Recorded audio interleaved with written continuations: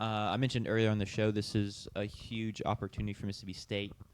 One of their most winnable games left aside from... No, have y'all already played all of y'all's... Non-conference? You have, yes. yeah. So this we is one of 4-0. y'all's biggest opportunities left to pick up a win. Despite it being on the road, Mississippi State goes to Florida this weekend for is that a 3:15 kickoff there? Yeah. 3:15 kickoff. Florida is favored by 9.5, which seems a little steep to me, but I guess being on the road, it makes sense. But yeah, huge opportunity for Mississippi State. You're coming off the bye week. Florida, we're going to see how they respond to, they pick up a big win at home against Texas, but they can't really keep that momentum going, and you lose by 3 scores in Kyle Field to Texas A&M last weekend. There's a lot of rumors on, is Billy Napier going to get fired this weekend? There's just a ton of stuff going on for Florida, so it's going to be interesting to see how they come out this weekend. But what are y'all's key points for this game, thoughts for this game? What do y'all want to see from State this weekend, stuff like that? Well, the spread is 9.5, largely due to talent profile. Fair enough. Yeah. That is kind of the explanation there. Like Penn State came in at 19 on the JP poll on Tuesday night. But Penn State has one of the best talent profiles in the country, which is why they're there, even though they just lost to UCLA and Northwestern. So that's in large part the reason that Florida is favored by 9.5. Although that still does kind of surprise me. I would think that maybe we would be favored if it was here in Starkville by point, give or take. I understand maybe the neutral field favorability, but I would certainly pick State if we were here. And I won't spoil my pick later, but I don't think it would surprise people who I'm going to pick. For me, one key to this game, really, and we can talk about all the players involved and all of the key matchups, but for me, it's one thing, and the trend so far this season for each of the two teams. Excuse me. Florida has to protect DJ Lagway. In the last 4 games where they've played 4 straight top 10 opponents, at that time at least, LSU, Miami, Texas, and then A&M last week, in those last 4 games, DJ Lagway has been sacked 3 times against LSU, 4 times against Miami, 0 times against Texas, and 3 times against A&M. Obviously, they won the Texas game when he was not sacked. And then also on their defensive side, they got to the quarterback in the Texas game. 6 sacks in the Texas game. Only 1 combined sack in the other 3 games. So for Florida, they've got to get to Chapin, and they have to protect Lagway. Do honestly one of those 2 things, and they have a really good chance. For us, we've got to protect Chapin as well.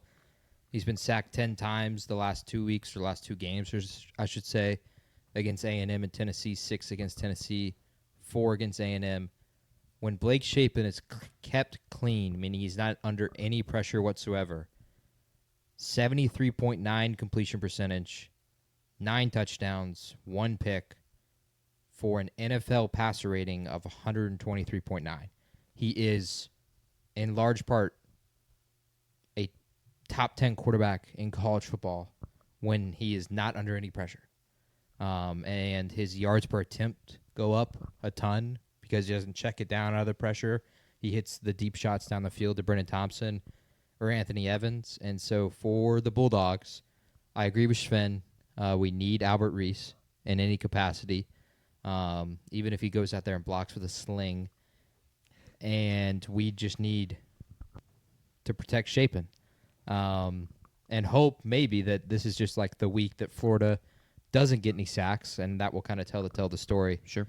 For me, there's going to be no Fluff Bothwell, and then Isaac Smith or Albert Reese are questionable. But for me, that's the key to the game. Yeah. And y'all can talk about all the matchups you want, but for me, I think that decides it. Yeah, and I love the way Tucker said it. He said, if you show me what Chapin's jersey looks like after the game, he could tell you who's going to win. I think that's a great way of putting it. Sure. Another matchup, in other injuries to watch, Albert Reese and Isaac Smith, very important for us. On the other side of the ball, Florida has Jordan Castell and Corman McLean. They're 2 of their starting defensive backs are both questionable coming into this week. That's a big deal because I love our chances with Brennan Thompson and Anthony Evans a lot better against DB 3 and 4 than DB 1 and 2. I still love both of them as wide receivers, but them against the backups could be a lot more fun. Couple big plays, and that's gonna, as always, State is we need to be a hit first team. It's what gave us kind of hope in the A&M game was that first Fluff Bothwell drive. We ended up not getting a touchdown out of it, but we kind of looked like Sure. we could be in it, and we were in it for the first half of the A&M game. Same for Tennessee, same for Arizona State. Our approach on offense has to be come out and punch first, and get up by a touchdown. Maybe you get a stop and get up by 2, because then that allows the offense to run the ball. It keeps the defense on the sideline, because that's exactly what we saw against A&M, is if the defense is out there every minute and a half. If the offense is going 3 and out, 3 and out, 3 and out multiple times in a row, and the defense is out there having to play drive after drive, 70, 80 yards, they just get gashed and they can't hold up. Yeah. So you can go ahead. No. I was just going to say, I actually think this is kind of the one game where y'all don't have to punch first. Y'all do need to punch early, and you need to keep it close. But Florida has not scored a fourth quarter point since September 6th. And I get they've been playing, better defenses and deeper defenses in Mississippi State. But there's kind of a thing of they play their best football early, and they don't adjust well in games after the defense they're playing adjusts. I saw it in the A&M game. They scored 2 touchdowns on their first 3 drives, and it's like, wow, this offense looks amazing. And then they just keep trying to run screens and check downs, and there's nothing creative, and it gets really easy to figure out. And, yeah, they just can't adapt. So as long as you can keep it close and at least, sustain some drives, who cares if Florida punches first, because that's probably when they're most likely to score. Y'all can pretty easily win the second half of this game, and that is where the game's going to be won. So, yeah, start fast, but you don't necessarily have to punch first. Don't get scared or upset, I guess, if Florida scores a touchdown or 2 quick and early. Yeah, and then a lot of it will also come down to which version of DJ Lagway in that offense we do see. Right now, one of my questions, will Lagway be able to avoid the turnovers? I don't expect him to, but is it 1 turnover or is it 4? Right now, State has 8 players who've recorded an interception. And outside of the LSU game, Lagway's only had 2 interceptions. He did have the 5 against LSU, so he looked downright awful. So if he has that kind of game where he's just throwing it freebies to the defense, that's big for us. And then also Florida, Tucker said it, he's worried about what could happen if Jaden Ball, is that right? Ball gets going. Against Texas, he had 27 carries for 107 yards and a touchdown. State's rush defense has looked good when fresh. It looked good for the first half of the Arizona State game. It looked good for the Tennessee game. But it's one of those things, like I said earlier, where if we're getting kind of like, not to compare Jaden Ball to Derrick Henry, but like the Derrick Henry effect of when he runs the ball for like 3.5 yards a carry for the first half, and then in the second half it's like 6 or 7. Freak. They're right next to each other. You're just actually unreal. The amount you say it is ridiculous. They're right next to each other. Anyway, he goes for 3.5 carries in the first half, or 3.5 yards a carry in the first half, and then gets going in the second half. That's kind of what how many yards a carry? Like 7-ish, around there. Okay. Sometimes a little less than 7, and then sometimes a little more. Sure. But that's kind of how our defense could. That's what our defense could allow. If they're out there, and if Ball goes for 30 yards on 15 carries in the first half. I also love what Tucker said about scaring Billy into putting everything on DJ, which goes back to if we can get up 7, or if we can keep it close and they start to panic and they start putting things on DJ, that does give us a better chance of succeeding. Yeah, I am also interested just to see the continued growth of DJ and the wide receivers. Dallas Wilson is now healthy. Eugene Wilson is also playing really well. They're just kind of guys that if they're in the groove, it doesn't really matter what DB's covering them. They're going to make the 50-50 balls, 80-20 balls in their favors. They're going to make contested catches. And I understand Lagway hasn't necessarily looked fantastic, but he's getting better and better as the season goes on because he's getting healthier and healthier. Now apparently he can't run, according to Billy Napier, which is kind of a crazy admission to make about your quarterback. But that's just something else I'm kind of interested to see is how y'all's DBs do in the one-on-one matchups. Yeah, and or if y'all just don't put your DBs in that spot. I'm also really interested to see what our run game looks like, because even without Albert Reese, our run game looked good for that first half of the A&M game. That was with Fluff. We still have Devon Booth, who I loved coming back. And then we also have, I think, is it Xavier Gayton? Is he the one he has started himself as RB3 behind Bothwell and Booth. especially in like the lesser games, Alcorn State and NIU. I think Yes. the NIU game was big.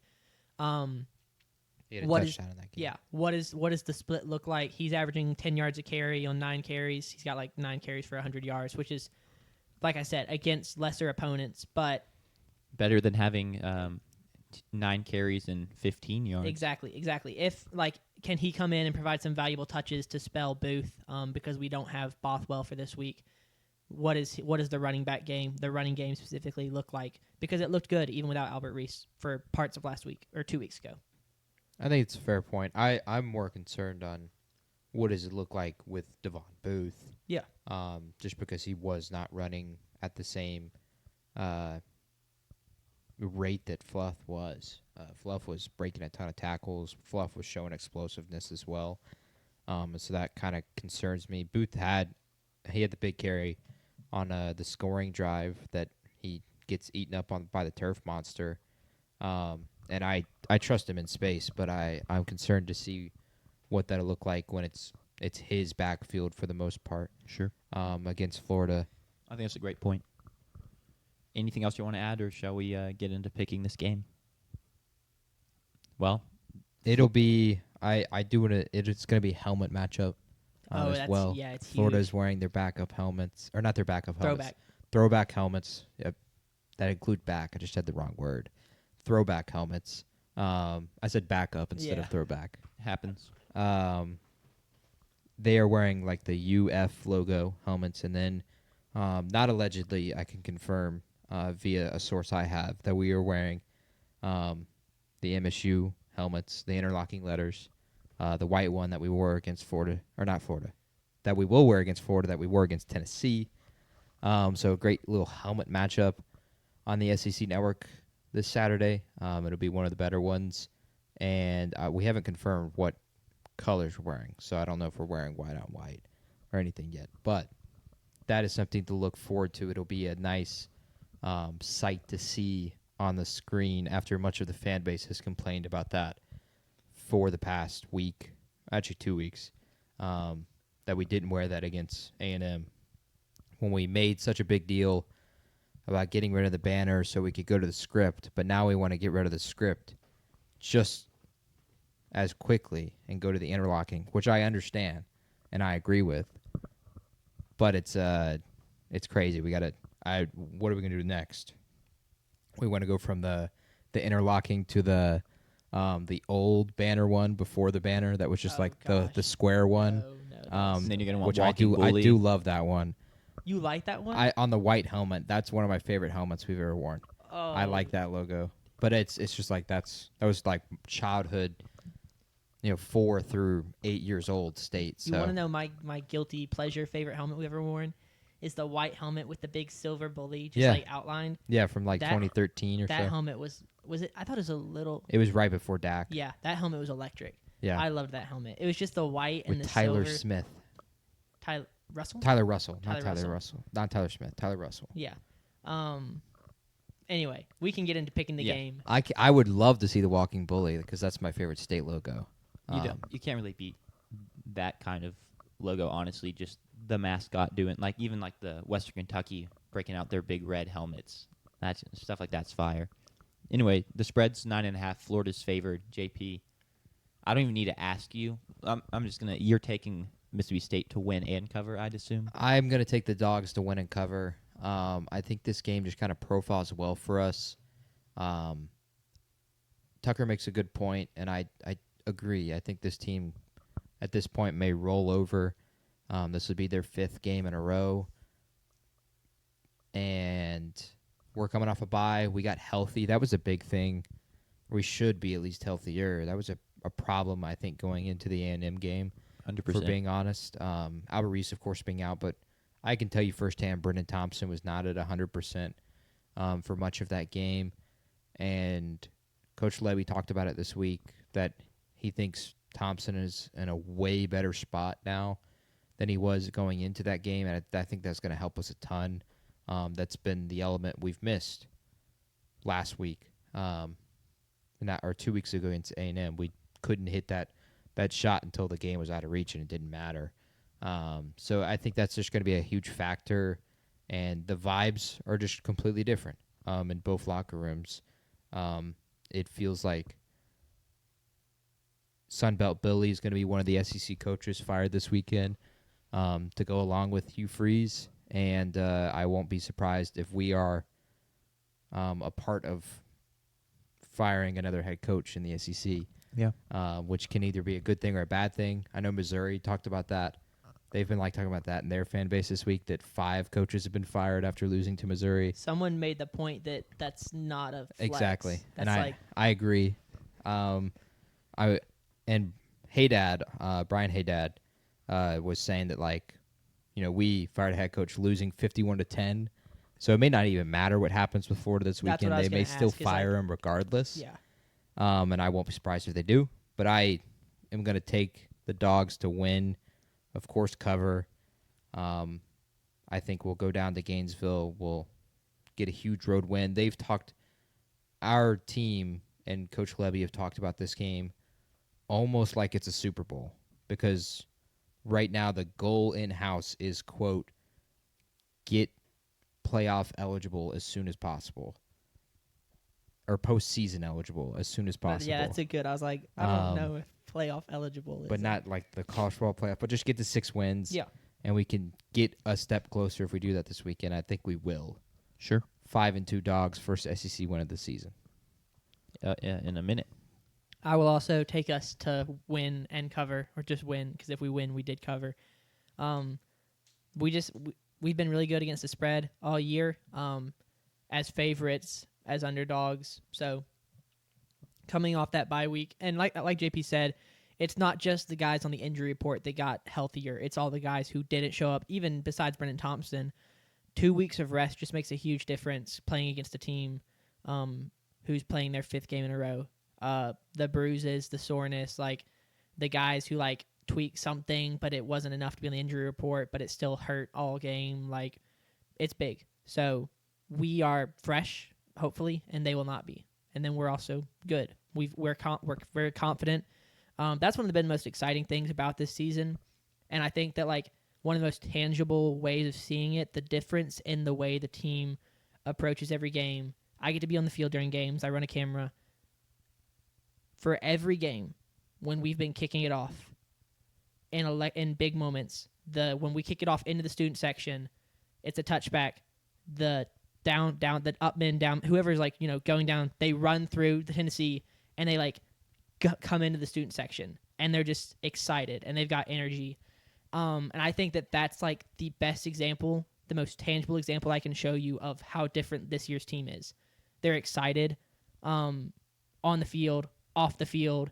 There's energy on the field, off the field, and it's so easy to see, and it shows in how we've played and how we've competed.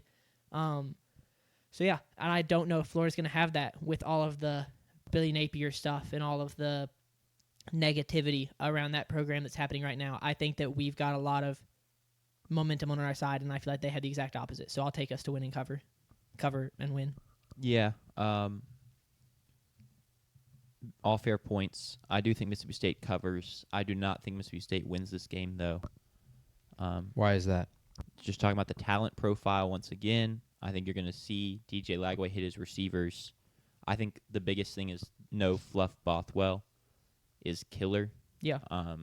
He's just been better than Booth this season. Yeah. I know firsthand as an A&M fan what happens when your lead back goes down in a season. When they've kind of been a lot of the engine of the offense, it doesn't go very well. And I low-key just think somehow, some way, Sunbelt Billy gets his boys ready to play no matter what's going on.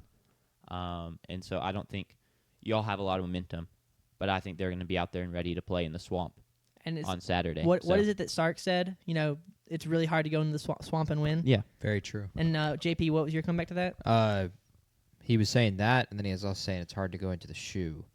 Of course, the last teams to win in the swamp are USF. 4 this weeks year. ago, 5 weeks ago. Yes, and Davis Warren, Michigan, won in the shoe. So he's right. Yeah.